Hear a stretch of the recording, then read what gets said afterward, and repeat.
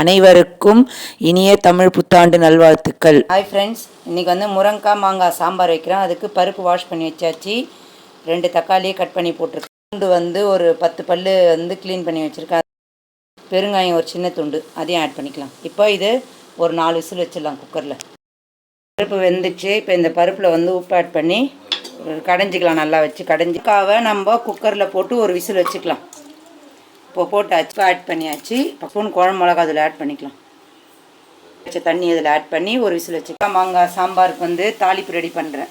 கடாயை வச்சாச்சு. கடுகும் போட்டேன், ஆட் பண்ணிட்டேன். இதுக்கு தேவையான கல்லுப்பு ஆட் பண்ணிட்டேன். இப்போ இது நல்லா வதக்கலாம். ஆட் பண்ணிக்கிட்டேன். கருவேப்பிலை ஆட் பண்ணி நல்லா வதக்கிட்டு தக்காளி ஆட் பண்ணிக்கிட்டேன். இப்போ தக்காளியும் தக்காளி வெங்காயம் எல்லாம் நல்லா வதங்கிடுச்சு. இப்போ முருங்கைக்காய் வேக வச்சிடல, அதை ஆட் பண்ணிக்கலாம். மாங்காய் ஆட் பண்ணிக்கலாம். மாங்காய் வேகட்டும். முருங்கைக்காய் சாம்பாருக்கு கத்திரிக்காய் முருங்கைக்காய் நல்லா வெந்துடுச்சு. இப்போ இதில் பருப்பு ஆட் பண்ணிக்கலாம். புளி ஊற்றலை, ஏன்னா வந்து முதல்ல மாங்காய் போட்டுருக்குது, புளிப்பாக தான் இருக்குது, அதனால் புளி ஊற்றலை.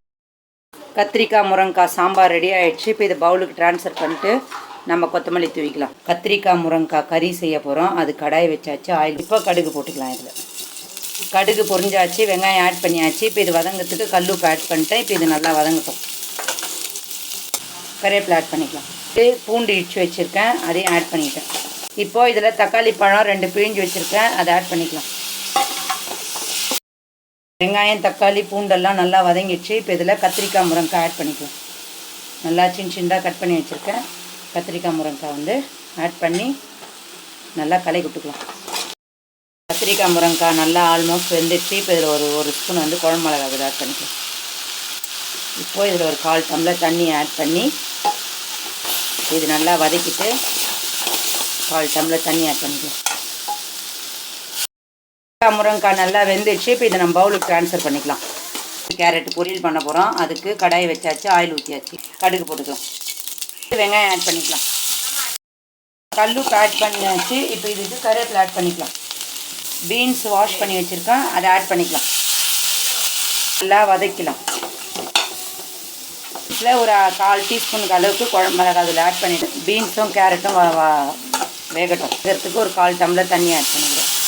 இப்போ இதில் வேகட்டும். பீன்ஸ் கேரட் பொரியல் வந்து ரெடி ஆகிடுச்சு. இப்போ பச்சடி செய்ய போகிறோம். அது கடாயை வச்சாச்சு. ஆயில் ஊற்றிட்டேன்.